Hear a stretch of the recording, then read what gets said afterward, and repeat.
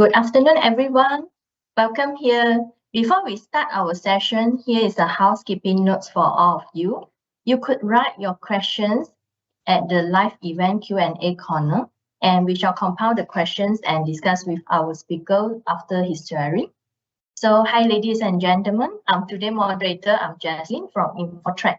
So here today, together with me is Mr. Kevin Dutton. Yeah, I'm pleased to welcome you to the webinar on FitSM, Driving Governance with IT Service Management. So later you could explore what is FitSM and how it's helped you in IT service management, process planning and implementation, and so on. So let me just quick introduce our speaker, Mr. Kevin Dutton, with you. So today we have him, Kevin Dutton, who involved in many international consultancy assignments to train and coach the global organization in IT service management, ISO IEC 20000 and COVID. So he is certified trainer in FitSM, our today topic, and ITIL for managing professional, strategic leader, and also ITIL V3 expert. So Kevin has over 30 years experience in coaching leaders and improving the IT service management. So without further ado, I would like to invite our speaker today, Mr. Kevin. Kevin, are you ready? Yes, I am. Thank you. Yeah, so I'll pass the floor to you. All right. Thank you. Thank you, Jaslyn. All right. A very good afternoon to everyone. Welcome to this webinar today on driving governance with IT service management. It is indeed my pleasure to be able to be the speaker for this session today. Yeah. Let me just share with you what the agenda is for this 2-hour session. First, I'll give you an introduction into what FitSM is all about, because for a lot of us, this is something that is new. And then we'll talk about utilizing FitSM for the organization itself. Then we'll also look at alignment of FitSM with COVID specifically, okay? Because this is where we're going to see how FitSM as a service management framework can align itself to governance, which for a lot of us in our organizations, it's always a major concern for us, yeah? Then we'll talk about ESG itself, okay? What environmental, social, and governance is all about, and it's also a hot topic today, and how that alignment actually takes place with a service management framework. Then we'll talk about starting your service management framework, your IT service management framework with FitSM. We'll talk about 1 or 2 FitSM case studies and the certification, and then we'll end with question and answers from the floor about anything that we would have covered. Yeah, so that should take us about an hour and a half, an hour 45 minutes or so. Okay, so before I go into the introduction, just a little bit overview of my organization called MindMagine. Some of you may recognize us as being Quint before. Okay, we were known as Quint before until November last year, where we rebranded ourselves as MindMagine. Essentially, we have come up with a portfolio that deals with a lot of transformation that organizations are going through today, specifically like new concept was working with service management, new service management frameworks,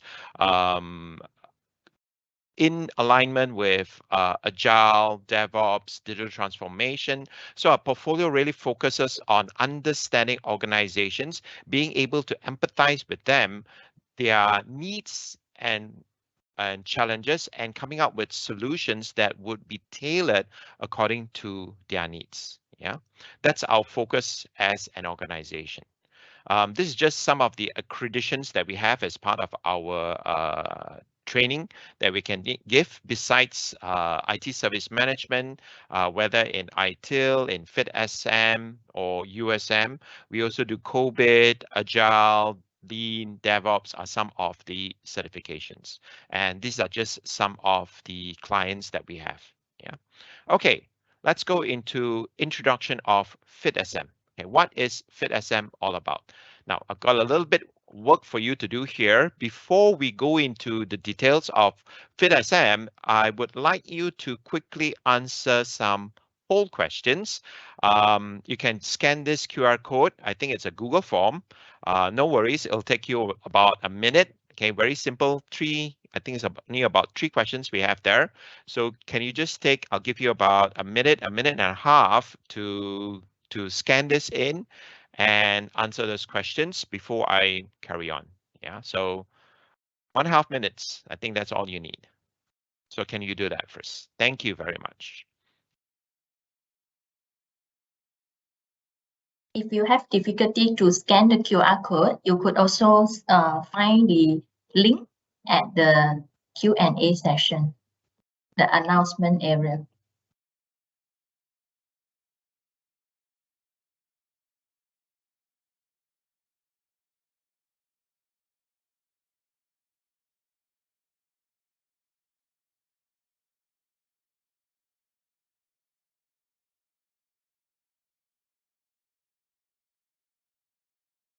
Yeah, the questions is just to give us a background about your experience with service management frameworks and how important governance is for you as an organization.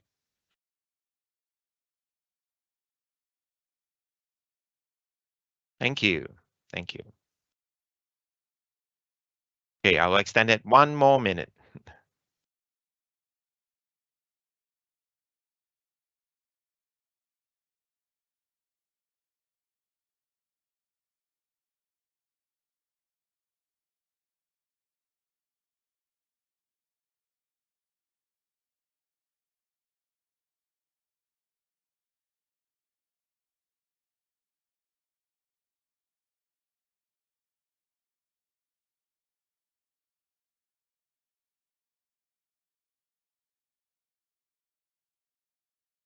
Okay, good. Thank you very much for that. At least I can see from the results that for a lot of us, governance is a major concern for us. Okay, good. So this is where we're going to focus a little bit on governance and what FitSM can do to actually align ourselves, our service management need, or what we do in IT towards achieving the governance requirements of the organization itself. Okay. Okay. So let's continue. Thank you very much for that. Yeah. All right. First question. What is FitSM? Okay. It's indeed a service management framework, an IT service management framework. And if you talk about IT service management frameworks, I think for most of us, we are very familiar with what ITIL is. Okay, because ITIL has been around for a very long time. We know that, and chances are we've been trained in ITIL. We have processes implemented in the organization about that's based on ITIL and so on and so forth. But for a lot of us who have now also been trained into the new version of ITIL, which is ITIL 4, we kind of find that the framework is good, but it has grown to be matured and heavy in a lot of ways. Now, being heavy and matured is not a bad thing. It's a very good thing because it helps us align with a lot of the transition that organizations are going through today, specifically like we talk about digital transformation, agile, DevOps, lean, and so on, that for a lot of organizations, we are moving towards that hybrid approach in terms of provisioning of services and how we do development. But if you look also at the training that ITIL is currently offering today, it can be a little bit confusing because of the different parts that you can take, because of the different theories that we have, and so on and so forth. So what is FitSM? FitSM is a service management framework, but we call it a very lightweight framework. Okay, lightweight in a sense that we have decided that there is now a need to actually sometimes go back to basics, go back to the basics of where we started at a process level, okay, rather than what ITIL 4 is saying from a practice perspective. Okay, And this becomes very useful for organizations who are not ready to transition to the new ways of working, like going into agile, DevOps, from that particular scale. Yeah. So we need something that's simple to use, because chances are the processes that we have today running in the organization on how we manage incidents, problems, changes, requests, it's at its simple stage. That's basically what we do. We are very process oriented, and that's the whole purpose of FitSM. Yeah, the whole idea is to keep the framework, the service management framework that we have, as simple as possible. Okay, that's it. That's what the framework is all about. Okay. Now, the other good thing about the FitSM framework is it is open source in a way, so that all the material that I will talk about later is actually accessible for free. That you can actually download it. The templates, and samples are all available for download. Okay. Thereby, it allows organizations who are really just starting to be able to suddenly adapt its service management processes very quickly. Okay, that's where that's what FitSM overview is all about. Okay, now the approach for using FitSM is based on some principles and foundation. Okay, now the key foundation is typically for any kind of service management that we do, in terms of how we provision and support our IT services, is first, we are very service and customer oriented. Okay, that's true, because that's what the whole purpose of IT is. Yeah, we want to ensure that our services focus on the customer's needs. And to do that, there needs to be a service, our IT service, and customer alignment. So we need to be service and customer oriented. But at the same time, we are very process oriented. Even today, if you know ITIL 4, which is very practice based, but at the end of the day, in the organization, we are still very process focused. We still have the change management process, the problem management process, the incident management process, the request management process, service level management, capacity management, ability, info security, all process oriented. That's the base driver that we have in the organization that helps keep everything aligned and working together. Okay. Another key foundation for us in terms of managing IT service is to continually improve. Yeah, we have to do continual improvement because we're never perfect. We have to constantly measure ourselves and essentially improve ourselves. So that's the three basic foundation that is the core of what service management is. Now, above this foundation is the principles aligned with FitSM. Okay, so FitSM is based on 4 beliefs or principles. First, practicality. We want a very simple, proven guidance instead of drowning in theoretical best practice. For those of you who may have done ITIL 4 training, for example, like I say, ITIL 4 is really, really good. But when the concepts that ITIL 4 is presenting could be a little bit overwhelming if we are still very traditional focused, because the concepts of the 4 dimensions or the service value system or the service value streams, if we are not moving into agile DevOps perspective, that could still be very heavy for us. So we want something that's just practical, implementable within our organization, that is process focus. Yeah.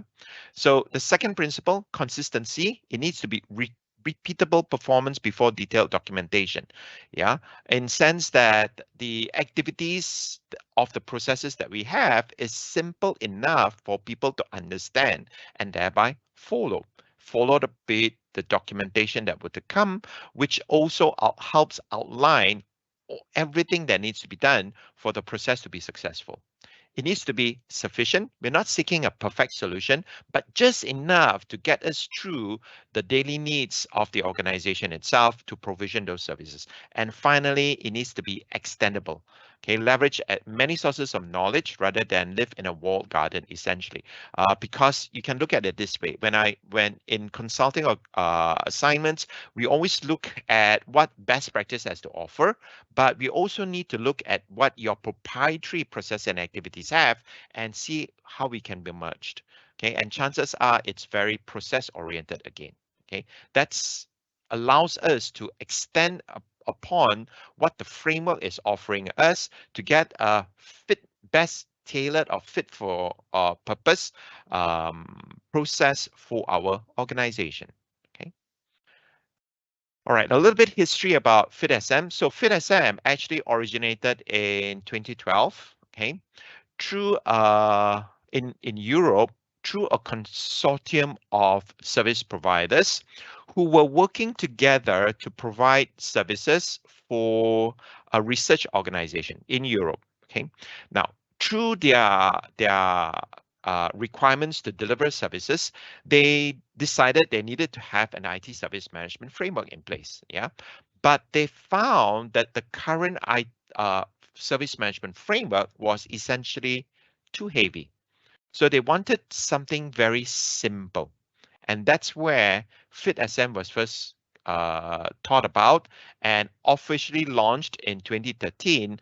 Um, Simple to use framework on how to manage our IT services. So they call that the lightweight approach to service management, moving away from all the other theoretical needs that other frameworks or best practice may have, focusing only on what the organization requires. Yeah. In 2015, this was essentially commercialized. So they rebranded the framework into officially called FitSM. And in 2017, this is where organizations started implementing FitSM across, and we created new certification authorities specifically about the training and certification that is now available to practitioners. Okay, so that's kind of history of FitSM. Yeah, so it's about 10 years now, 10, 11 years. Yeah. Okay, now in terms of the parts of FitSM, now, if you're familiar with ISO standards, FitSM is essentially in alignment with any kind of ISO standard that you have. Yeah, whether it's ISO 20,000, 27,000, but the publications that FitSM came out with, they wanted to keep themselves as aligned to the ISO standards to, in a way, make it simple for people to understand and comprehend. So their documentation is built also on parts. So we have part 0, part 1, part 2, part 3, part 4, part 5, and part 6. Okay, we call it FitSM 0, 1, 2, 3, 4, 5, 6. Okay, so the core standard is basically just 4 publications. Okay, it starts with overview and vocabulary that talks about the terminology that's used. Part 1, which is the requirements. This is the actual requirements itself, the 82 requirements that FitSM has. And then we have a breakdown into process activities and the roles and responsibilities necessary. And this is core. This is FitSM core. Now, the core is then supported by implementation aids, includes templates, and samples. So you have sample SLAs, you have sample process documents, procedure documents, all that is actually provided with some help about implementation, how you define a service, how you name a service, for example. And very importantly, we actually have a capability, maturity and capability scheme. Okay, there's also an Excel spreadsheet that allows organizations to assess themselves, basically. Now, everything that you see here is open source, meaning it is available online from the FitSM website for free. And that's one of the good advantages or the strengths of FitSM. Yeah. I think a lot of you know from ITIL's perspective, everything now is have to be paid. So in a sense, that's also one of the strengths of FitSM. Okay. But let's look at what FitSM is all about. Okay, so positioning ourselves for organizational success. Okay, now in FitSM, simplicity is core. So what they have done is they have looked at a lot of organizations and determined uh, what processes would be the most useful for them. Okay. And they have this broken it down into 14 very common processes, which they feel is the most important for any organization to be successful. Yeah. Typically, we are looking at management of our portfolio. So we have service portfolio, service level management, service reporting, service ability, continuity, capacity management, information security, customer relationship, supplier relationship, incident and service requests, problem, config, change, release and deployment, continual improvement, and finally, continuous service improvement. 14 processes. Okay. Although here there are some processes that have been combined, like incident and service requests, serviceability and continuity. And for a lot of us, it's been separated. So if you do separate them, basically you just 16 processes. Okay. So if most of us can relate back to these processes because they are very common in what we already have running in our organization. Yeah. So they have also broken down those processes into two key areas. They call it the plan and deliver phase, where we have 8 processes here and 6 processes that fall under operate and control. Okay, now why they broke it down this way, I'll explain later, specifically when it comes to certification. Okay, the types of certification that is going to be required. Okay, now the core of FitSM essentially is to be able to support our services. Okay, that means as an organization, again, why do we have processes in place? Because we want to make sure that we standardize the activities and we deliver value back to our customers. So the goal of FitSM is, from that perspective, very similar.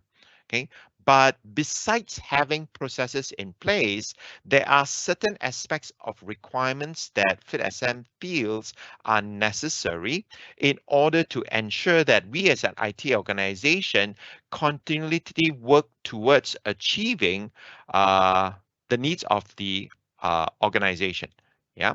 And this is essentially the requirements which we call from a general aspect. That means any organization looking towards implementing a service management framework, at minimum, this is what you need to have. Okay. For example, very important, top management commitment and accountability. That means the organization needs to value the service management itself, the service management framework, and the service management activities that we have running throughout the organization. Without management support, nothing is going to work. Okay, no point having policies and processes in place if nobody is going to follow that. Okay, so we need management commitment to ensure and enforce in some way activities and processes that need to be established within the organization itself. So they will be accountable essentially for service management. They will define the goals of what service management it needs to achieve and the policies related to it, and constantly review the performance of service management. Then we come back to the documentation. So we've got specific requirements about the key documentations that we need to have, like the policies, the plans, and of course, individual processes, and applicability about those documentations itself, which is also kind of similar in a sense that we've got a lot of documentation, but all these also need to be reviewed on over a period, usually annually. Every time, once a year, maybe we go back, we review our documents, and we release it accordingly. Okay. Now, besides that, the focus of continual improvement is also important. That means it's good to have service management processes in place, but we need to also look at how well our processes are working. Like, if you are familiar with the concept of continual improvement, FitSM goes back also to the most simplest best practice of improvement, looking at the Deming cycle of Plan, Do, Check, Act. PDCA, if you're familiar with that. That means we plan for service management, we implement it, but we need to go back and analyze what we have done and look for opportunities to improve and improve of it. So for a lot of us who have done process implementation, normally we plan very well, we implement it very well, and then we stop. So it's not like plan, do, check, act. We plan, do, stop. It shouldn't be that way. Okay, we need to constantly go back and assess what we have done, because there's always opportunities for improvement in some key areas. And that's what also is a major requirement for FitSM. Yeah, it somehow or other ensures that there is continual analysis and improvements being made to all our processes to ensure continued alignment with the business objectives and business goals. Yeah, that's what IT is responsible for. Okay, so that's an overview of what FitSM. I'll later go into a little more detail to tell you exactly what the contents of FitSM is. Yeah, but now let me just introduce to you COVID. Okay, um, COVID 2019. Now, COVID 2019 is essentially also a framework, but its focus is on governance. Okay, and we define COVID 2019 as enterprise governance of information and technology. Okay, um, governance. How do you see actually? How do you actually, or how do we actually view what governance is? Um, Let me try to just draw it out. Okay, how we refer back to what typically governance is. Huh? So governance is what happens at the highest level within the organization. So for us, if you look at the organization, which authority is the highest decision-making authority in the organization? And that would be our board of directors, BOD. Okay, so the board of directors are essentially responsible to set the direction of the organization, which usually is translated into our vision and mission. What the organization needs to achieve. That's their job, that's their role and responsibility. Now, this vision and mission is then given to management to achieve. And management is going to be led by your CEO. Okay, and operations is basically under management. That's where we sit. Okay, so governance is the responsibility of the board of directors. Okay, their job is to make sure that management achieves the intended direction, which is the vision and mission that they've come up with. So they want to drive all the activities and make sure that management does what it is to do. And they will define, for example, things like policies, okay, that dictates and drives the behavior of management. Okay, and they need to assess the performance of management on a periodic basis to ensure the targets that they have set for management is actually achieved. And that's essentially where governance really starts, okay, at the board level. Okay, and it's more important today because specifically because of what enterprise governance really means. Okay, now we acknowledge that for a lot of organizations, if you look at your strategy, you look at your vision and mission statement, chances are that vision and mission statement cannot be achieved without technology. And that's the digital transformation that is actually taking place today. When we talk about digital transformation, it essentially means that the strategy of the organization cannot be achieved without the assistance of technology. It's highly dependent on technology, not like many, many years ago. If you're not in a technology or oriented organization, IT is always seen as a supporting role. But now IT has a main role to play because without IT, the direction or the strategy of the organization cannot be achieved. Now, it's because of this, for a lot of organizations, the decision about information and technology is also being made at the board level, okay, at this level.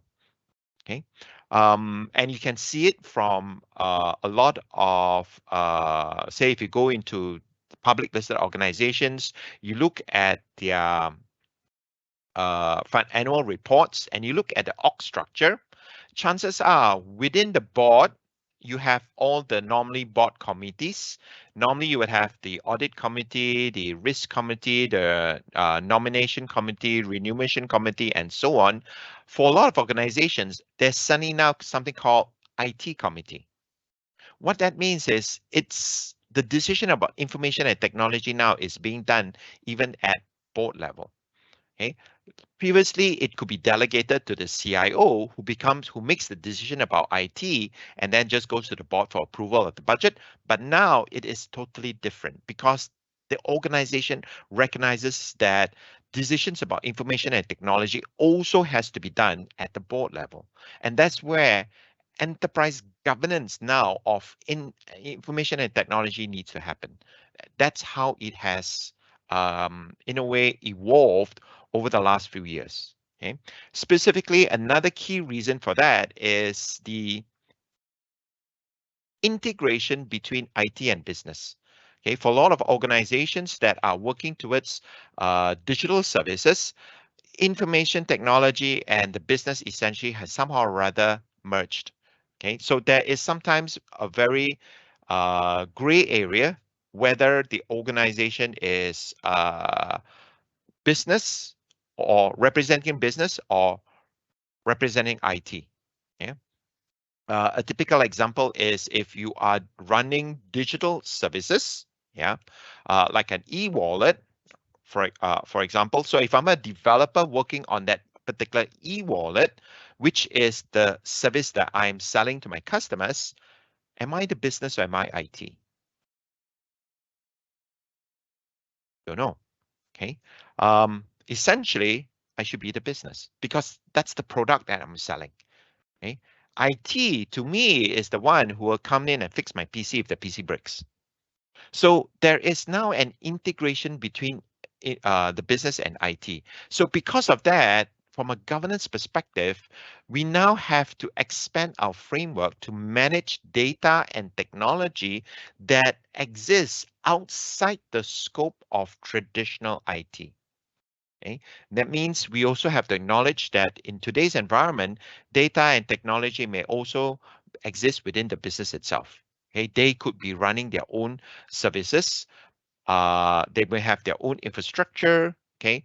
Typically, especially when you are doing SaaS solutions today, IT, I'm not involved. All I'm doing is opening up a firewall port for the business to access with a particular vendor, and that's it. Okay? But all that still needs to be controlled. So that's where COVID as a framework is still the framework to manage the governance of information technology across the entire enterprise. So when enterprise means nothing is out of scope, within IT and outside of IT, it still has to be covered within the framework itself. Okay, so that's in a nutshell what the COVID framework is all about. Okay, now in terms of the architecture regarding the COVID framework, most important is what we call the COVID core that you see here. Okay, because this is where the objectives exist, the governance and management objectives exist that allows us to determine what kind of, at the end of the day, processes we need to have in order to support the organization. So this is an overview of the product architecture in the COVID framework, but our focus is going to be on the COVID core, which is this piece. Yeah. So in the COVID core, it consists of 40 governance and management objectives with only 5 that are governance objectives and the other 35 are known as management objectives. Now, these management objectives are where each objective here represents essentially a process. So bottom line, in a governance framework like COVID, we need to have processes in place. Okay, so you can relate each of these objectives to a specific process. But the whole idea is you don't need to have all 40 processes, and that's where the strength of the governance framework comes in.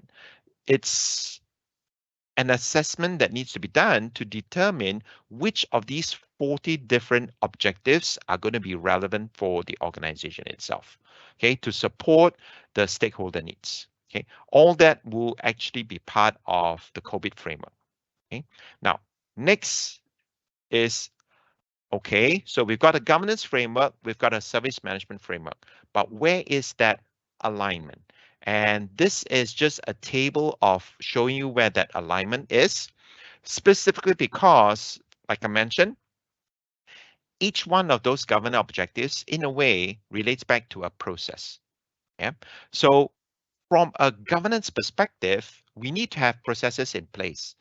But what are those processes that we need to have? And this is where we see that alignment taking place. So in this particular diagram, I've also added ITIL as a reference, okay, because we're all familiar with ITIL, but ITIL can be seen from a practice perspective, not 100% from a processor, whereas here it is process. From a COVID objective, it is process. Yeah. So if you notice, all the 14 FitSM processes can be aligned to specific COVID objectives. For example, service portfolio management process is going to be aligned to APO 05 managed portfolio. Service level management to manage service agreements. Service reporting to manage performance. Service availability and continuity, manage availability and capacity and manage continuity.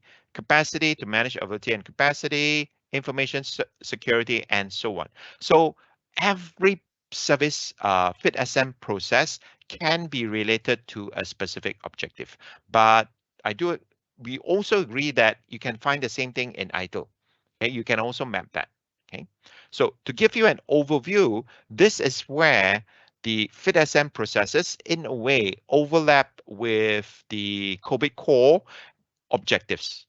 Okay, now next question is, how does we benefit from what FitSM has as a framework to what COVID requires? Now, if in COVID, like what I said, one of the things that we need to do actually first is to determine out of the 40 objectives, which ones are going to be required by the organization to fulfill the business objectives, okay, to ensure alignment with the business. But once that is done, then we drill down to specific objectives and ensure we have the appropriate processes related to it. So once in FitSM, we can see the mapping of the processes already to what we have in the COVID core.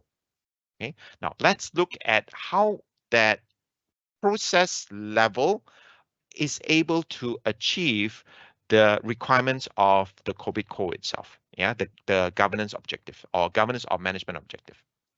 So let's go into more detail. Now, first is the objective.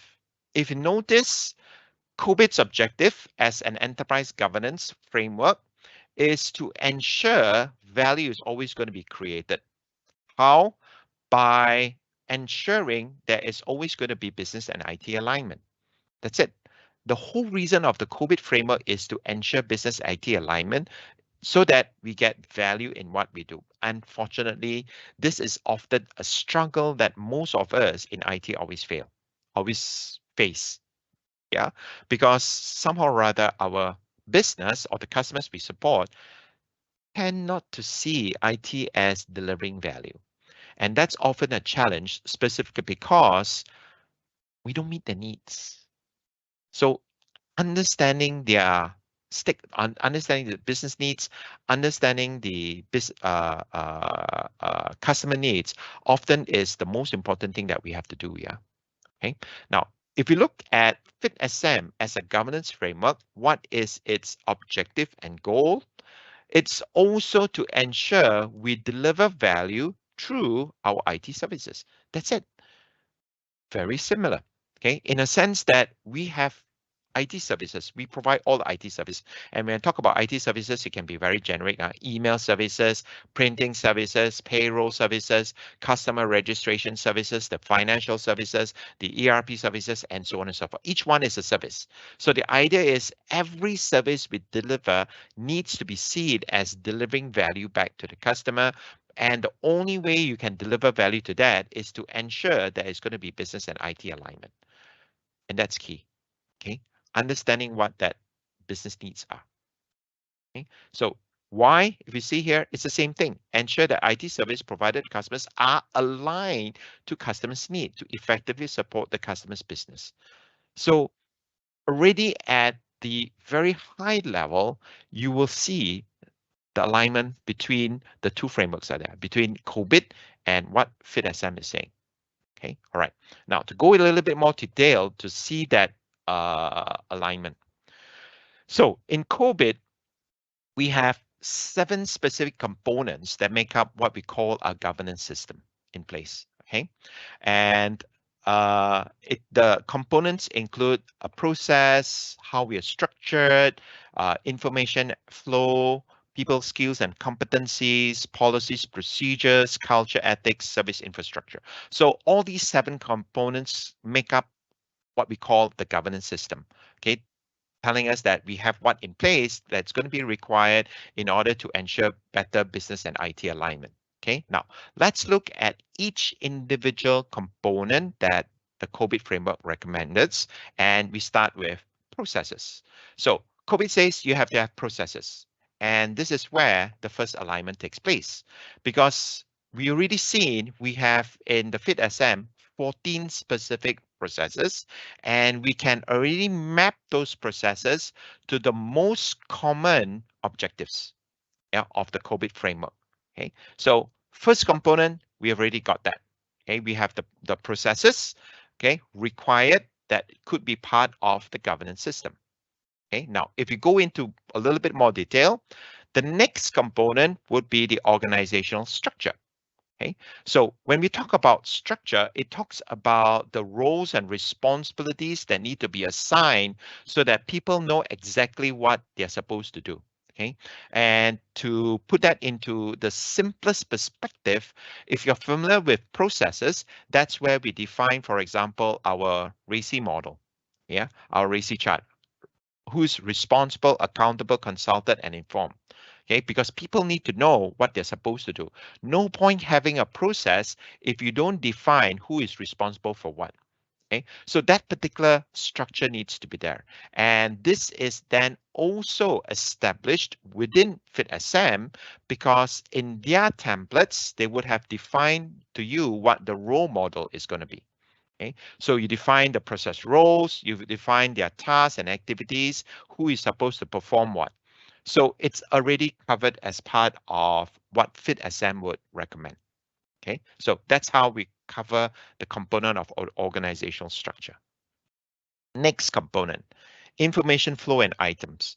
So typically, when we talk about information flow and items, we're talking about the inputs and the outputs and the artifacts, process artifacts that need to be produced. The process description, the procedures, the records, the plans that we have. Okay, this is also part of what the FitSM as a framework would recommend for every process that is going to be created. Yeah, whether you have your procedure, you have your policies, that's essentially, and your records. Okay, so we will see an example later, but I'll show you typically the inputs and outputs includes things like if you're doing incident management, your incident record, your incident reports, weekly reports, monthly reports, you have knowledge articles that need to be produced, and so on and so forth. So the information here tells us exactly what artifacts need to be done. And then there is the interface part. Okay, what we produce, who does it, who do we pass that information to, which is basically the inputs and outputs. So there is a flow between that, the information. So if you're really starting and you don't know exactly what needs to be done, there is guidance that is actually provided. Now, when we talk about information exchange between processes, it's like, for example, if I am doing problem management, an input for me would be the incident record from incident management. So incident management produces the incident record that goes to problem management to trigger a problem ticket. Okay, and then the creation of the problem ticket, if I need to make a change, becomes the input to change management for the initiation of a change record. And that's a kind of interfaces. Yeah, so we specify the most important interfaces that allows us to do information or control flows. Typically, that's what COVID also says you need to have. Yeah, okay, next. People skills and competencies. So when you talk about people skills and competencies, it is the kind of training that needs to be there. Now, why is this an important component? Because you can see from a governance system, we have good processes in place. We have defined the RACI chart. We have defined the the artifacts that need to be done, but you also need to make sure that people are trained in what they need to do. Okay. No point doing incident management and having a very good incident management process in place if you don't train people on how to do investigation analysis, or do you give them the tools that's going to be required. So as part of FitSM, from a framework perspective, we also say, okay, don't forget training and awareness needs to be done. Okay, so we specify the training, we specify the requirements, the certification that's going to need for the staff to ensure that they are able to perform the activities competently. Okay, it's also specified. So that from that perspective, that component is also covered. Okay, next. Principles, policies, and procedures. So we need to have policies and procedures in place that tells us exactly what needs to be done and dictates the rules that essentially we need to follow.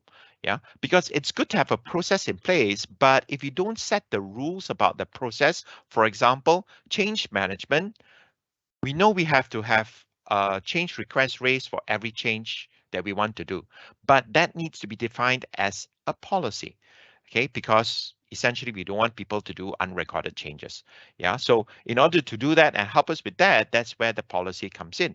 Okay, so we specify policies, and that's where you find things also in FitSM for the types of policies that need to be defined and the procedures that need to be done as part of the process itself. So that covers this particular component that's going to be required by the governance system. Okay. Now, then we talk about culture, ethics, and behavior. And in FitSM, we also look towards the enforcement of the policies. Now, why is culture, ethics, and behavior an important component of the governance system? Because it's the same perspective. We have good processes in place. We have defined the RACI metrics very well. We've defined the inputs and outputs and artifacts that need to be done. We talked about the skills and competencies that people need to have. We have the policies documented. But if we have a culture of not following the policies and not following the procedures, our governance system is going to fail. So there needs to be enforcement of everything that we need to do. Okay, and that's where FitSM also comes in to ensure we come up with activities that would help people to follow the policies that we have in place. So we first create awareness, okay, and we allow people to act on the policy by ensuring proper transfer of knowledge, okay, monitor conformity, detect and follow up on non-conformity, and so on and so forth, which is very, very important from a governance system perspective. Otherwise, any NCs or non-conformities to the policies or controls can always trigger an audit issue, which we don't want to, right? So that's where it's very important. Okay. And lastly, we talk about the service infrastructures and applications that's used to create and maintain what we are running as the governance system. Now, to put that into perspective, what do you mean by service infrastructure and applications? And that's where your tooling comes in. And the most important tool for us would be our service management tool. Okay, whether you're using ServiceNow or Remedy or Jira, it doesn't matter, but that's essentially your service management tool where you record your incident tickets, your problem tickets, your change tickets, and so on and so forth. So in FitSM, we also specify the records that need to be that we need to have in place for the processes. Yeah, so we need to have records of training skills and experience. We need to define records of evaluation, our monitoring records, our incident records, our sub request records, problem records, change records, and so on and so forth. So it's very specific. If you don't know exactly what needs to be done, the framework tells you, okay, this is essentially what you need to have. So it becomes a specific requirement from the FitSM framework. Okay, now later I'll show you how that aligns again, but that essentially covers the 7 components that is part of my governance system. So FitSM, in a sense, very closely aligns to the COVID requirements for this governance system. And to put that into a little bit more perspective, in COVID itself, they would specify, for example, for every objective, what the key practices are going to be. Now, take note, this becomes key or important for us, especially in IT, because at this level, at management practice level, each one of this practice is auditable. And that's what your auditors are going to look for, yeah? Okay, they want to make sure that you have your classification scheme. They want to make sure that you have your incident records, request records, that approval is given, that tickets are investigated, they are resolved, they're closed, track and status reports. Okay, these are all auditable. Okay, now if you look at what FitSM from a process requirement perspective, FitSM has specific requirements that are process related, and this is just one example of it. The requirements can be 4, 5, 6 requirements. Yeah, different processes have different set of requirements. Now, I've used incident and service request management because that's usually what we are used to. So if you look at the requirements that FitSM, the requirement number 1, all incidents and such shall be registered, which is very closely related to DSS 02, basically. Yeah, incidents shall be resolved, fulfilled, taking into consideration information from SLA known error. So that's 03, fulfill the request, or we investigate and diagnose and resolve the incidents. Functional and hierarchical escalation need to happen, and that will be part of investigation and diagnosis. Customers, you need to be kept informed. That's status tracking. Closure of the incidents, which is requirement number 6, and major incidents. Okay, that's defined specifically at requirement number 1. So there is again very close alignment between the requirements specified by COVID itself and the requirements that are specified in FitSM. Okay, and to put it into a little bit more perspective, especially when we come out with the workflow that needs to be done, we can see the steps of the workflow that FitSM is actually have defined, closely related again to the key management practices that COVID has specified. Okay, so the advantage of this is if you are an organization who is really starting from scratch and if you don't have any processes in place, yeah, governance may still exist and how you want to align yourself with governance. And this is where the FitSM framework will probably be the most useful, okay, because you get sufficient detail for you to specifically meet the needs of the objective that the COVID is specifying, yeah, in terms of the practices that need to be put in place, at least the minimum of it. You can of course go into more detail. It is entirely up to you. But from a governance perspective, those are the 7 requirements that we have to have. Okay, so that's where the alignment again takes place. Beyond that, we talked about the records, that we need to have, the information flow. So if you notice, okay, I do apologize, this is a bit small. Similarly, in COVID, each management practice, each activity that needs to be done, there is also specific inputs and outputs that COVID in a way have also specified already. So here they say, all right, you need to have classified and prioritized incident and service records. Typically, that's what we have here.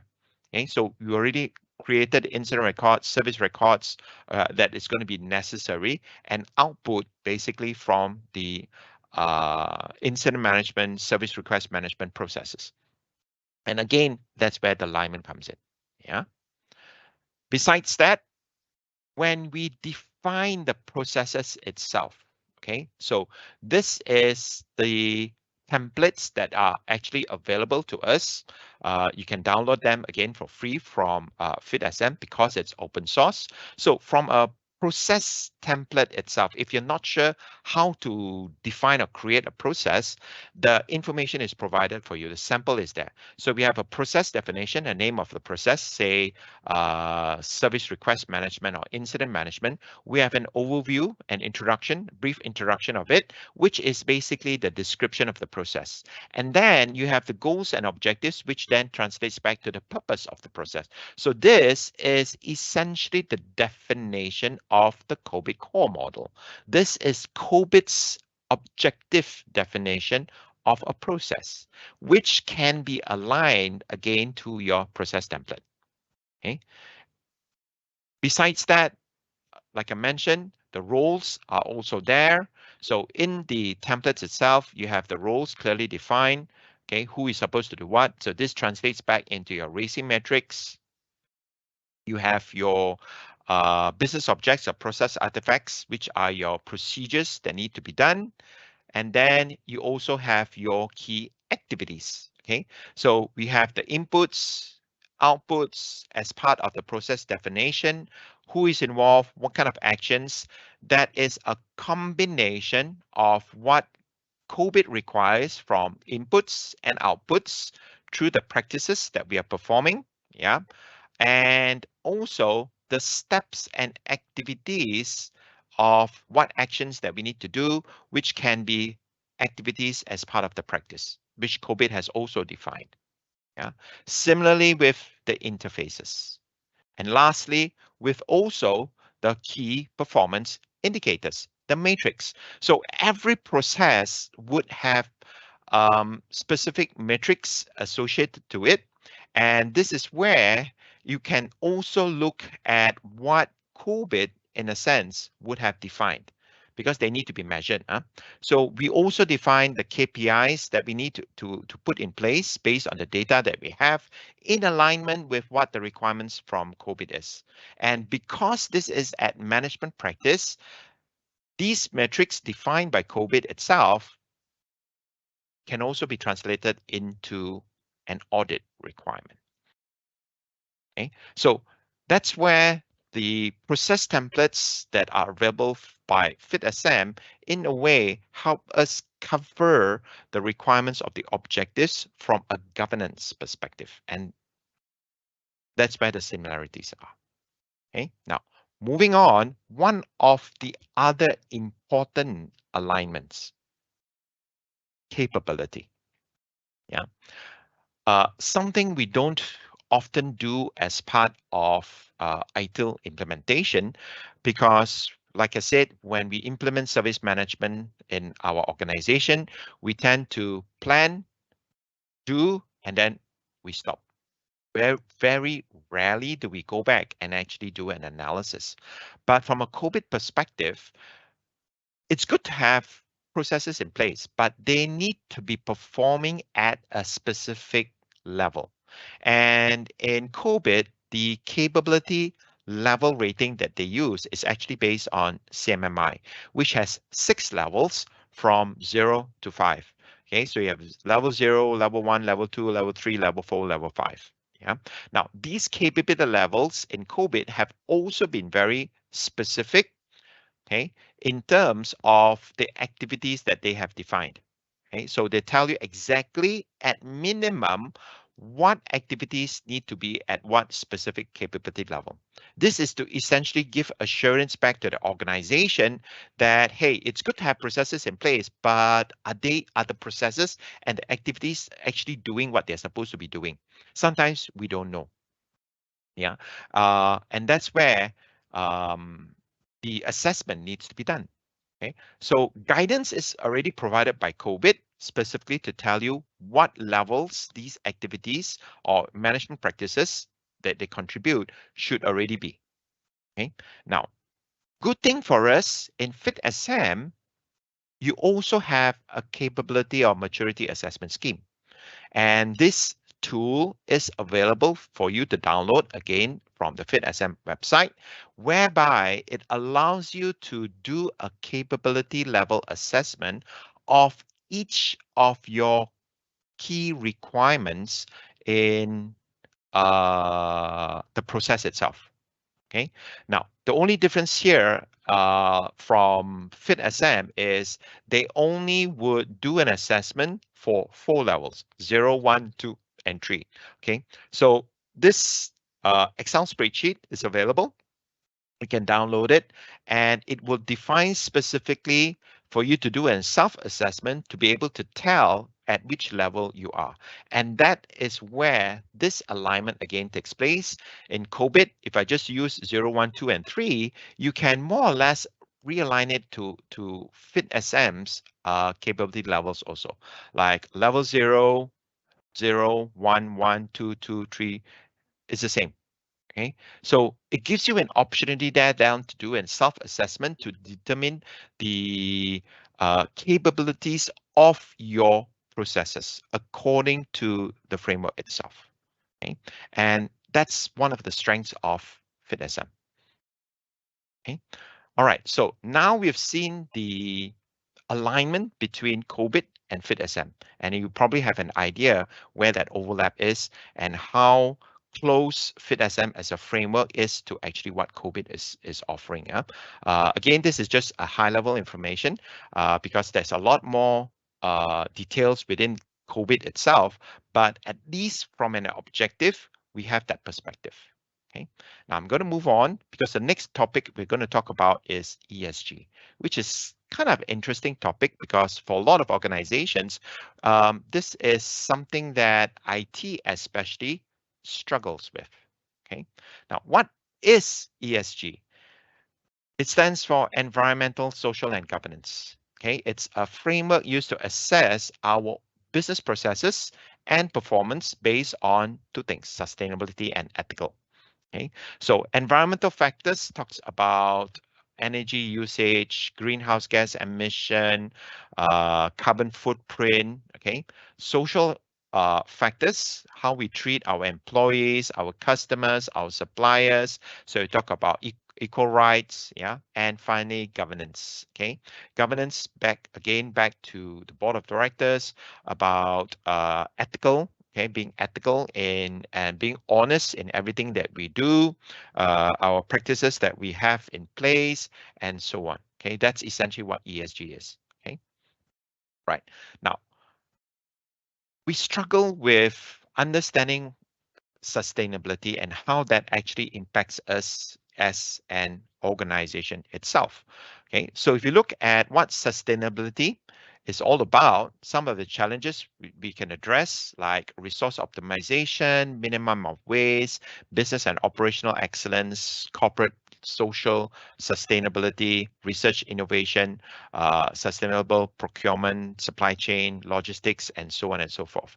Okay, essentially as an organization, we need to come out with a sustainable strategy, okay, about how we work, okay, what products we use, and so on. Okay, and that's essentially where FitSM comes in.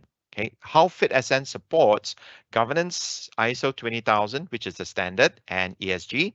Typically, from a governance, we've seen that we are very much aligned to what COVID is in terms of how we manage and govern our IT services with the processes, the policies, the roles, the procedures in place. But FitSM is also very closely related to ISO 20000 as a standard. Okay, specifically, we started with the general requirements that are very closely related to our management system. Okay, what as a standard you need to have. Okay, in terms of management support and also the requirements of individual processes. Yeah, from an ESG perspective, it supports the principles by providing a framework for managing environment, social, and governance, includes energy consumption, reducing waste, promoting diversity, and so on. Now, I'll show you an example how we do that. Yeah. Okay. First, the framework defines, for example, clear roles and responsibilities, okay, which we've seen. Yeah.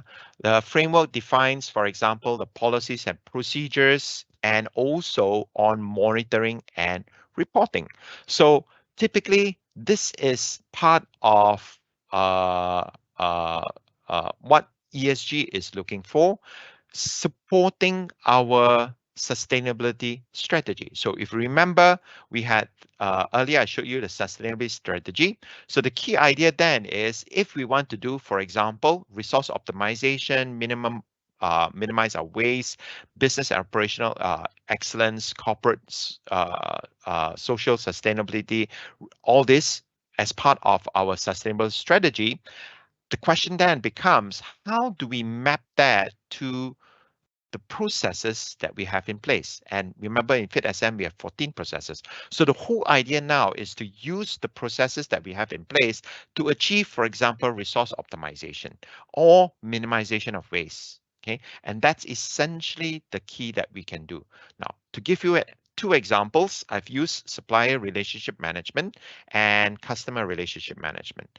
Supplier relationship management, for example, we can specify as part of a supplier strategy to ensure the effective use of our third-party suppliers. Okay, we want to maintain single point of control over their activities, their contracts, and define strategies for suppliers that include sustainability requirements. That means as part of supplier relationship management, we are only going to work with suppliers who also, in their point, have equal focus on sustainability, maybe with recycling products and so on. Similarly, with customer relationship management, we start establishing relationship models that would help us identify our customers, activities, the responsibilities, the risks. Okay, typically we want to create an approach that would help build a culture within our organization to prevent conflicts, focus on continuous learning, and drive sustainability culture within the organization itself, between us and our customers that we are supporting. And this can be done by the process itself, contributing to the sustainable strategy of the organization. And that's the alignment. Okay. Okay, that's just give you an overview with it. Okay, all right. Next, if you are considering FitSM, okay, let's just spend a little bit time to see how we get started with FitSM. Yeah, before I move into some case studies. So first, if you're going to adopt any framework, yeah, whether it's ITIL or FitSM or even COVID as itself, you need to always consider your current business and IT challenges. Most important is the stakeholder needs. What is the voice of the customer? Okay. It's a typical scenario that I always go through with my participants in my training courses, because one of the things I always ask them is, what are your customers' complaints? That means what are your main customers looking for from IT? Okay, and chances are they can come up with, although I ask for 3 things, but normally they can go 5, 6, 7 things, man. Okay, but typically it's about speed, it's about reliability, it's about security, it's about reduction in costs, and so on and so forth. Now, if those are indeed the customer's needs, okay, and if we are not meeting those customer needs, that's why the customer never sees value in what we are doing. No matter how much of effort and we put in, we could be working very hard, but if those 3, 4, 5 needs are not being met, at the end of the day, customer didn't see value in what we are doing. So that's key. Always understand what the voice of the customer is, the customer needs are, even from a FitSM perspective or even from a governance perspective, because at the end of the day, it's about stakeholder value. So based on the customer needs, we define then our strategy. Okay, which processes we are going to have to put in place in order for those needs to be met, and that's the similar thing that the governance framework would do.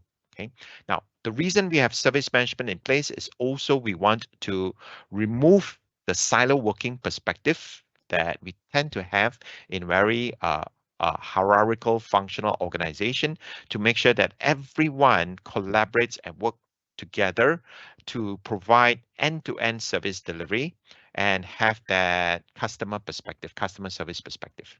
Okay. So typical questions we're going to ask, like, what is the vision and mission of the organization? What are our pain points we want to address? Okay, both from a customer and also from a IT perspective. Do we have the resources? Do we have the competencies? Do we have the skills? Do we have the budget? And this is very, very key and important for you. Okay, because implementing a service management framework takes time, takes effort, takes resources, takes money. Okay, so that then defines our strategy. Okay, all right. We know we cannot do everything all at once. So the whole idea is we work towards a continual improvement initiative, okay, to continually improve ourselves. So remember, it is always plan, do, check, act. That means plan, implement, review, look for opportunities to improve and implement that improvement. So the whole idea is you cannot start up here immediately. We will probably be somewhere here, very low maturity, very low capability.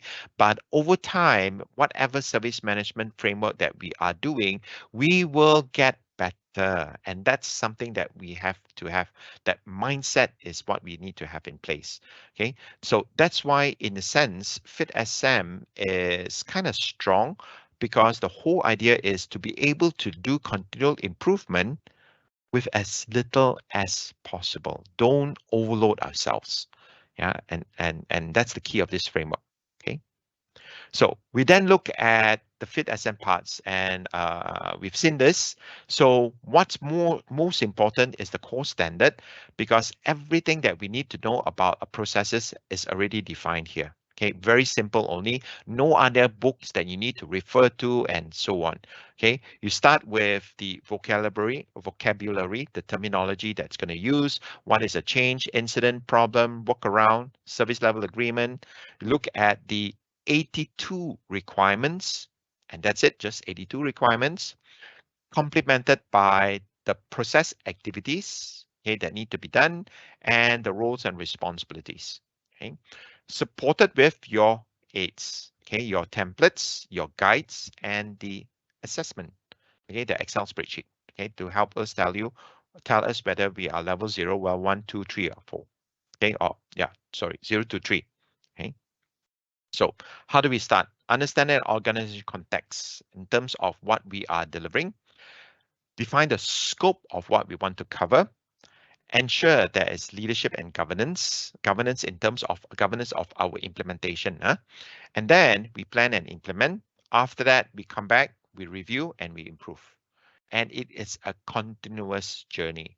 Okay, like I said, for a lot of matured organizations who have already got processes in place, we tend to plan, implement, and then we stop. Okay, why? Because we've got the processes in place, they are running. We now do our project and our BAU activities, and we forget about service management. Chances are, if we do that, we're not going to improve. Okay, the volume of incidents is going to higher. The percentage of failed changes is going to increase. Releases are going to be delayed. Service levels are not going to be met, and I could go on. Okay, all right. So it's continuous improvement. Okay, right. So first, define the scope of what we're going to cover as part of our service management, the services, the catalog, the technology, who our people are. Okay. Then we move on to establishing the required artifacts, policies, very important. Okay. It's also part of governance. That's why we need the policies in place. We have to communicate what we want to do and ensure value is going to be generated, and that's a whole key purpose of governance. Yeah, but at the same time, don't forget risk management. Okay, because there's always going to be risk that could impact service management, our service management activities in so many different ways. Yeah, external risk itself, or even internal risks. Okay. Now, other things that we need to also ensure and be disciplined in: transparency in what we do. That's why communication, resources. Okay, or if we have done a lot of outsourcing to especially like the service desk or other areas, then governance of from a sourcing governance perspective, we also need to be aware of that. That means who our suppliers and vendors are and what their role is going to be as part of both service management and also from a governance perspective. Yeah. Okay. Implementation would be requirements based on part one. So we come up with the plan, we define and assign the roles, training, awareness. Remember, that's key. Also, one of the components required of COVID itself, yeah, of governance. Manage the organizational transformation, and then plan or implement our new or change services accordingly. Yeah. So this is again supported by the requirements that you can see from FitSM through the assistance provided here, what we need to have specifically to support us in this phase in planning and implementation. So after that, we look at measurements that we have put in place to go back and review the implementation, okay? And then managing an audit program and conducting audits. So the good thing about FitSM is you can do this self-assessments. Okay, unlike ITIL, we don't call it audit, uh, because the tool is made available to you.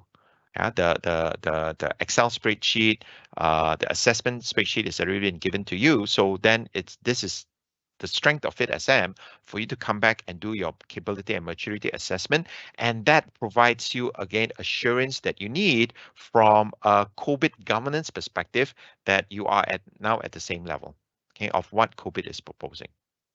Okay. All right, that's the implementation part. Now, just to share with you some case studies, okay, in terms of FitSM, first one we had was Microsoft. Okay, so Microsoft used FitSM to improve communication and collaboration, helped increase the visibility of IT services, the quality, helps reduce costs. Okay, that's essentially what they focus on. Okay, we have Bosch, who also used FitSM here in their activities. Again, specifically because the traditional way of doing things, like ITIL, a little bit too heavy. Okay, too much information, too practice focus, and for an organization that has limited resources, time, or even budget, it's going to be an overkill. Yeah. So whereas FitSM only has 5, 6 requirements, 4 requirements per process. That's all you need. All just focus on that. And usually it's more than sufficient for you to ensure you can manage your incidents, manage your changes, manage your problems, and do continual improvement. Same thing, like what Bosch would do. Okay. So also with CSC here, for example, some quotes from them: by implementing FitSM, we have started a deep reflection about our services and to identify sub-optimized aspects of it. Okay, or it had provided a better understanding of all the components, dependencies, processes. Okay, because it's just something you need, something that is essentially simple, easy to use, with all the supported templates and documentations, especially if you are starting from scratch.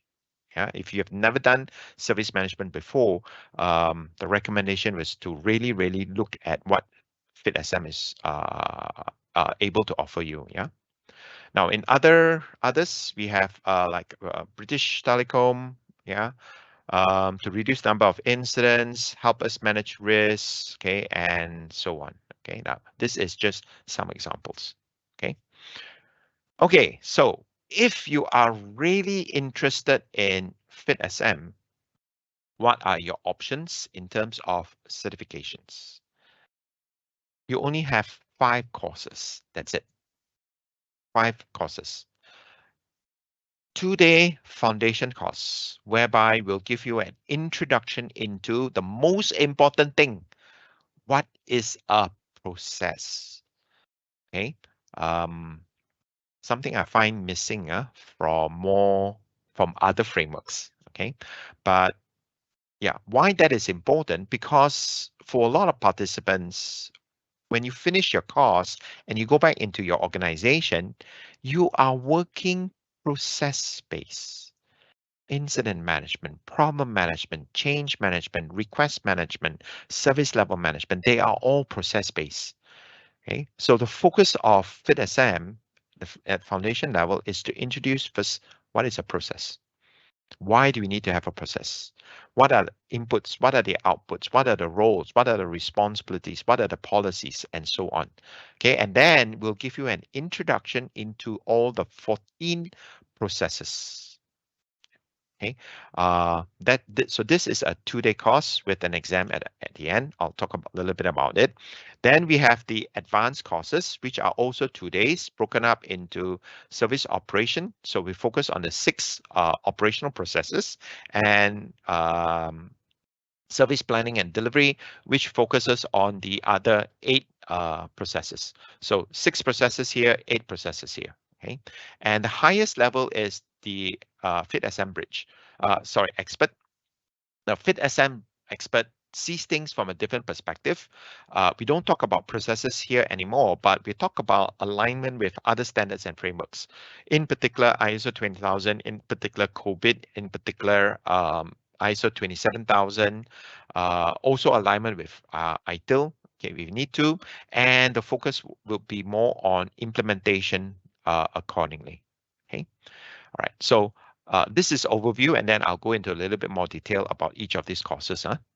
So who is the foundation for? Anybody involved in managing and operating federated. We tend to use the word federated here, but it doesn't have to be that way. To me, it's managing and operating IT services. Okay, so what traditionally would have been foundation level for everybody in the organization, this is going to be appropriate to you, because what you learn is the basic service management concepts. And this is key for a lot of people who join an organization whereby you have processes running and they have no idea why. Okay, you need to tell them why processes are there. Okay, what is the consequences of not having processes in place?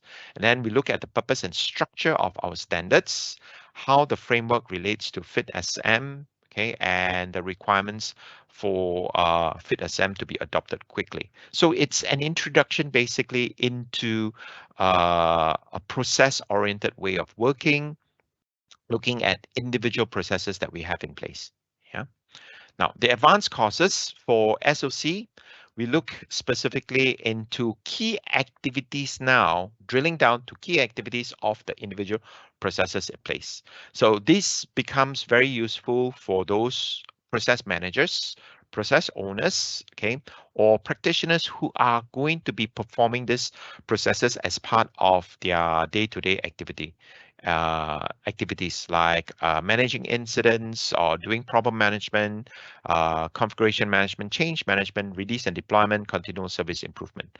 Okay, so we go into specific activities of each of these processes. Now, this course, like I said, is also 2 days with an exam. Yeah. The other suite is the planning courses. Now, this would be relevant for those who are in a role related very much to tactical part, or sometimes can be strategic if you do portfolio management. So portfolio management includes service catalog management. Yeah, you have service level management, service reporting, availability, continuity, capacity, security. Then we have the 2 relationship processes: customer relationship and supplier relationship. Okay, and the last one we have is for FitSM the expert level. So this is also a 2-day, okay, specifically for service managers, okay, in the IT service management scheme, or could be process owners, process managers, okay, where you're looking for guidance basically in aligning your current service management with other best practices, other standards out there. Okay, whether you are doing, for example, moving towards ISO 20000, ISO 27000, or even to COVID. Now that I've showed you what COVID is all about, and yeah, and what requirements from senior leadership role is actually going to be required for the implementation of service management to be successful in your organization itself. Okay. All right. So in summary, okay, where does FitSM fit?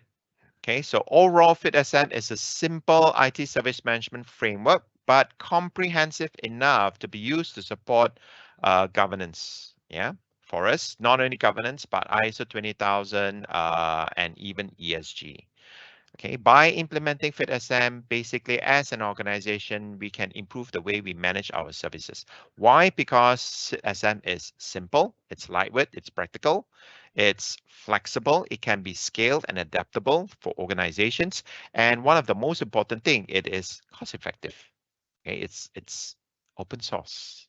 Yeah, all the documentations, the templates that you have are available there. Yeah. Now, just to share, what are some of the strengths of FitSM that you see here? It's agile and adaptable framework. So that's why it's easy to be implemented because it only has 82 requirements. Okay. We call it lightweight, low complexity. Okay. Fast adoption and implementation.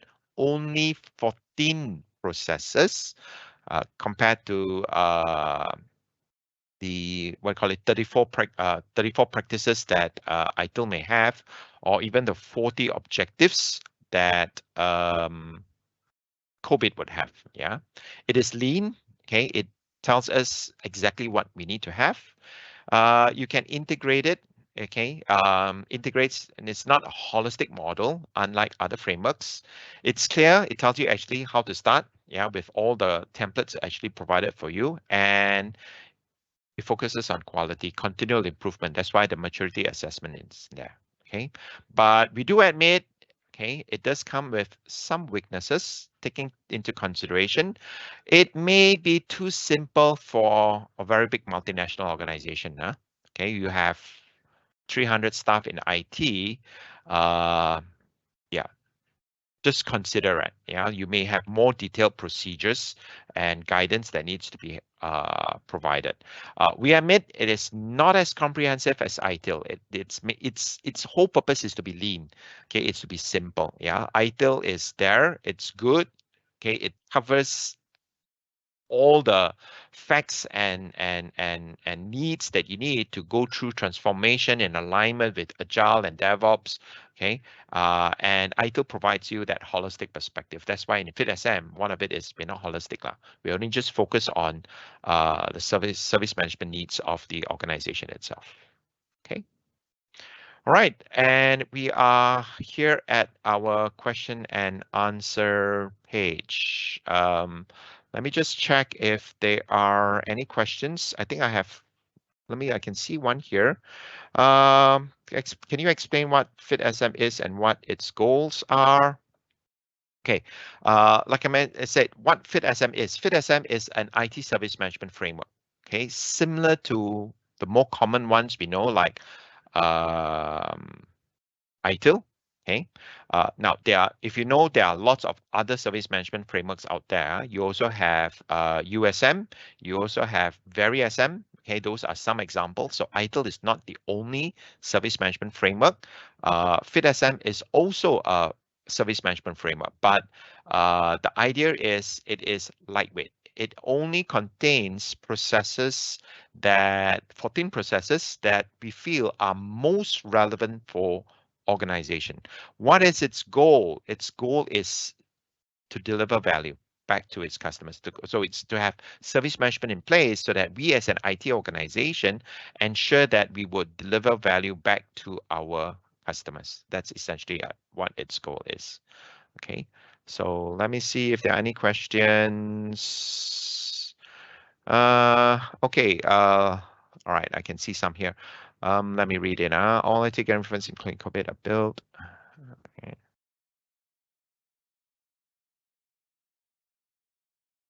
Okay, COVID are built around internal IT service providers.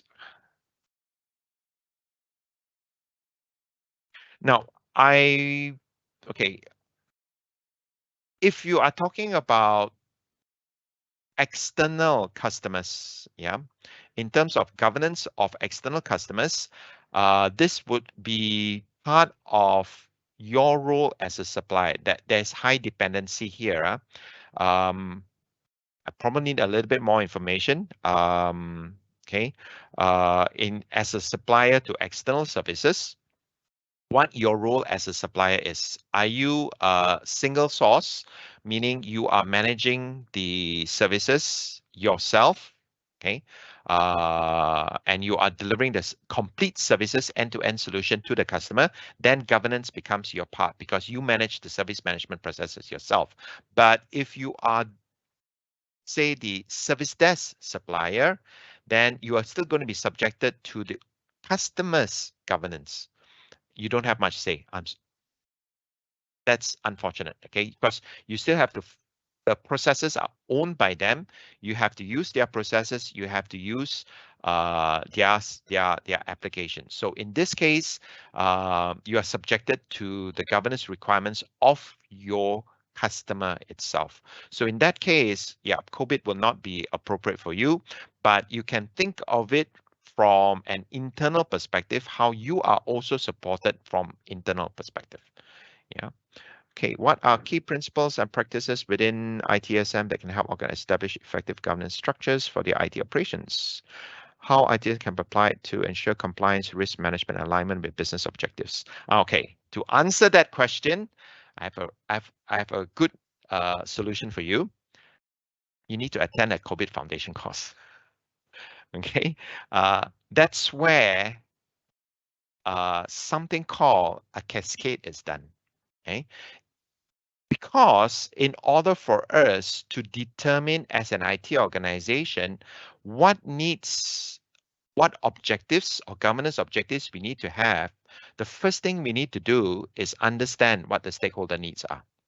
Okay, you can translate the stakeholder needs into your vision and mission, but somehow or rather that needs to be cascaded down to the objectives so that at operational level, we understand exactly what processes we need to have. And that's where the concept of something we call the goal cascade is actually done from a COVID perspective. Okay. And once you have the cascade in place, like I showed, the objectives, okay, the management objectives, the information that is captured there is essentially what audit is actually looking for. Okay, so all that will actually be explained to you in the foundation course when I explain to you what the governance framework, because to put that into perspective, you really need to understand governance and how governance is actually cascaded down from board level right down to management, right down to operations. Okay, but a typical example is the processes in place. We have the processes in place. Change, for example, is one process that is most matured in an organization. Now, to answer the question, why do you have change management? There's only one answer: to manage risk associated with the change, because any kind of change you do impacts my production services, and that's a risk that I need to avoid in some way. And that's where by ensuring you have the change management process in place, you have the policies, you have the procedures, you have the change record, that is the control to enforce your change policies and to give assurance back to the organization that the risk of changes has been, in a way, mitigated. Yeah.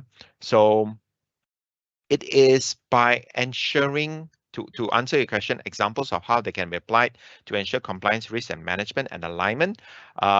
Alignment is the cascade. To compliance, risk management is the controls. Okay, so that's where you need to understand the controls that need to be put in place through the processes, supported by the processes. It could just be activities that we have and people following the activities. And that's why when audit comes in, what is the first thing they will do? They will test your controls. to make sure they are effective lah. If they don't work, and that's where it translates back into audit issue. Yeah. Okay. Next, what are the steps involved in engineering governance journey with FitSM?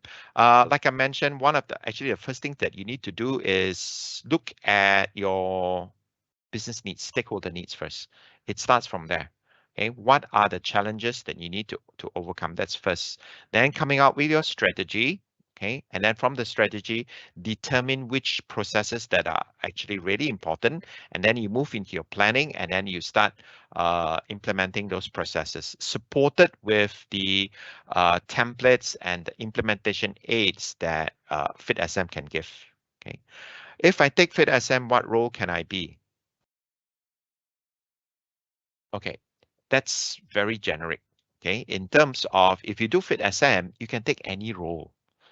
Okay, ultimately, if you move into FitSM expert, this is where you then become what we call someone within the service management team. But that really depends on how big your organization is.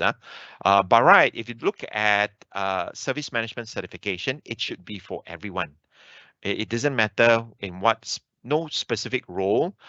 You could be, for example, a process owner, a process manager, but even process owners, process managers, service owners, okay, whether that is a specific role that is being given to you, that means that's your job title, or it's just a hat that you wear playing that particular role. So it depends on organizations. Some organizations, it's just a hat, yeah, as process managers, process owners. Some organizations, in large organizations, they are specific roles. I am the incident manager. I am the problem manager. Otherwise, it's just a hat you wear. So it really depends on your organization, but typically you will move into a process manager, process owner, service manager, or service management manager. Those could be your roles accordingly. Yeah. If one is qualified as ITIL expert and COVID, do you advise to take the FitSM qualification? Yes, you can. That's a bridge that you can still do. That will be the easier. Just to give you an introduction into what FitSM is all about, yeah, just to see the alignment.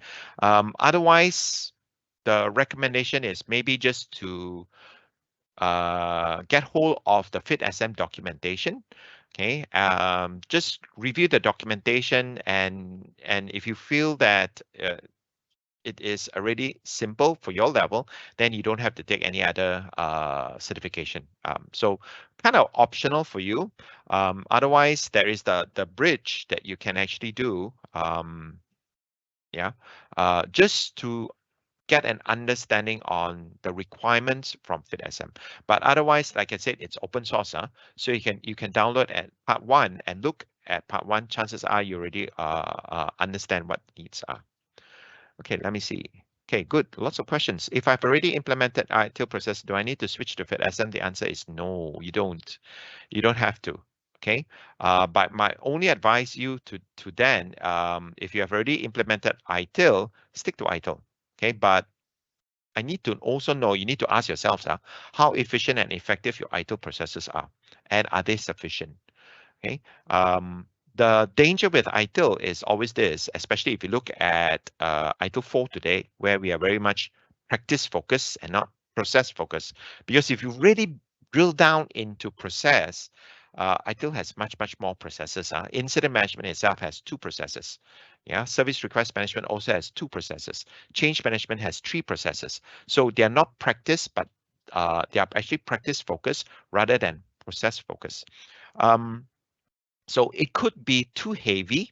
So if you have to look at whether the current service management processes you have are already sufficient for your own organization, and if you need to start implementing more.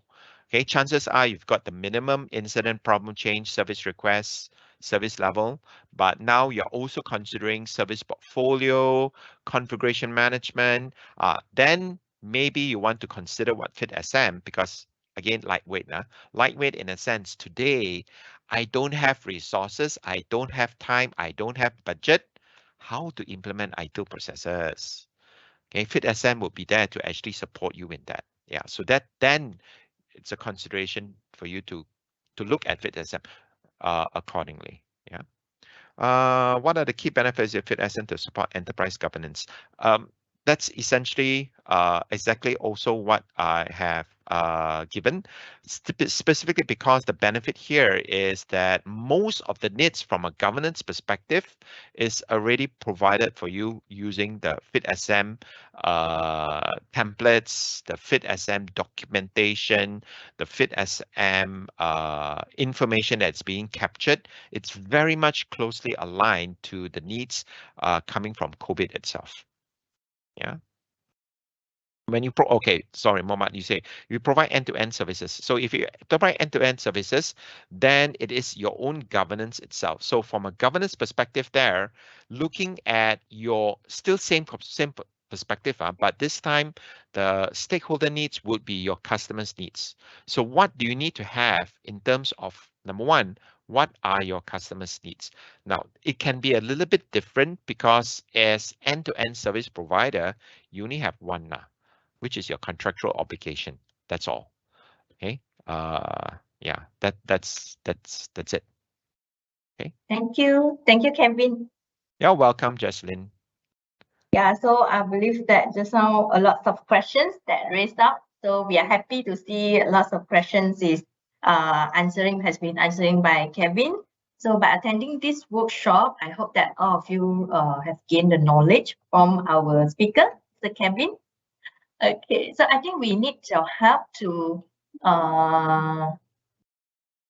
okay, so to continue, to understand more about FitSM, that I think within 2 hour session, maybe a lot of things that we couldn't deliver in this session. So if you wish to understand more FitSM and you would like to know how to implement it, actually we did offer FitSM Foundation courses. So through this training, is 2 days training. So participants will actually you have to, from this training, you will gain insight into the basic IT service management concept and also the term, the purpose, and the structure of FitSM standards and the relationship between each other standard. Like just now we also mentioned it, the COVID and IQs and others more. So you also can understand the process framework underlying from FitSM and also the requirement, how we use in your company. And also from the foundation courses, it's also explained how the benefits of this Lean IT service management standard can help you.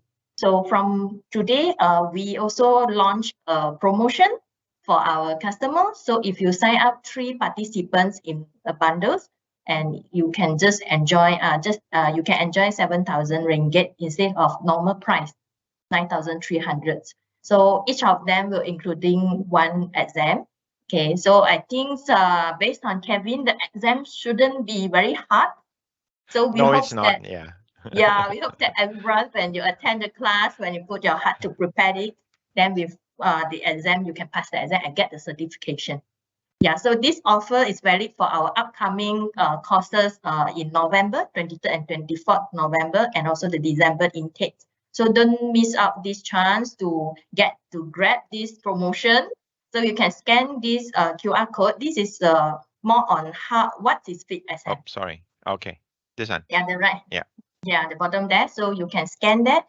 And this is let you know more what is FitSM. And if you have any inquiry and any questions, you can feel free to fill out the form inside this QR code. Then our salesperson or our related person will contact you as soon as possible. Or you can drop us an email, also can at techcenter@infotrek.com. So before we end the session, I also need your help to fill out our evaluation. So it's very valuable for us to improve our upcoming workshop. And from the evaluation, we also would like to know what else you want to know. Okay, what is the next workshop that you are interested to join and to attend? So you can fill in the form for this evaluation. Then we will get the input and then we'll plan accordingly. So hopefully that next workshop, we can see you again, and also we can see you again in our class, okay, with Kevin. Okay, so just take your time. Maybe you can give your 1 minute to just scan and do the evaluation.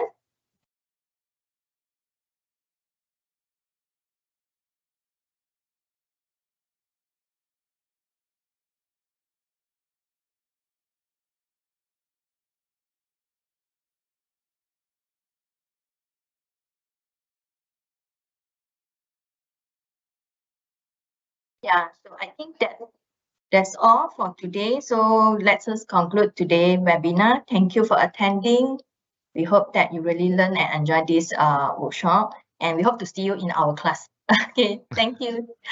Thank you, Kevin. Thank you, Jesslyn.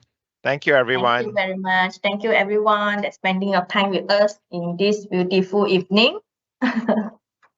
Yep, and hope to see you in a proper classroom session one day. Thank you.